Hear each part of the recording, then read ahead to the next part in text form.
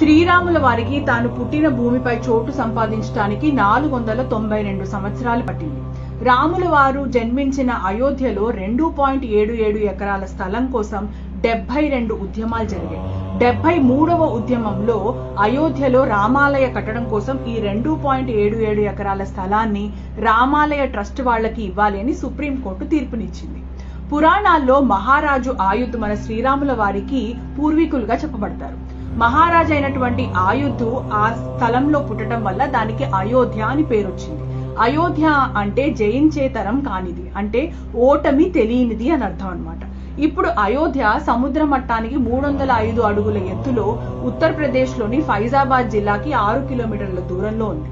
దీన్ని సాకేతపురం అని కూడా అంటారు. మనకి రాముల వారి కాలంలో కోసల రాజ్యానికి రాజధానిగా ఉంది ఈ అయోధ్య. అప్పట్లో దీన్ని దశరథ మహారాజు పరిపాలించేవారు. ఇవాళ శ్రీరాముల వారి ప్రాణ ప్రతిష్ఠ జరిగిన అయోధ్య రామ మందిరం వెనకాల చాలా పెద్ద చరిత్ర ఉంది. దాదాపు 500 సంవత్సరాల నుంచి ఈ వివాదాలు అనేవి జరుగుతూనే ఉన్నాయి. కానీ మనకి స్వతంత్రం వచ్చిన తర్వాత ఈ వివాదాలు అనేవి చాలా పెద్దగా అయిపోయినాయి అన్నమాట. ఈ 2.77 ఎకరాల భూమి కోసం ముస్లింస్ కి హిందూస్ కి మధ్యలో మతపరమైనటువంటి వివాదాలు ఎన్నో జరిగాయి. ఇవన్నీ దాటుకుంటూ ఇవాళ రామాలయ నిర్మాణం జరిగింది. సో దీనికి కారణం ఏంటనేది మనం వచ్చే వీడియోలో తెలుసుకుందాం. అంతవరకు జై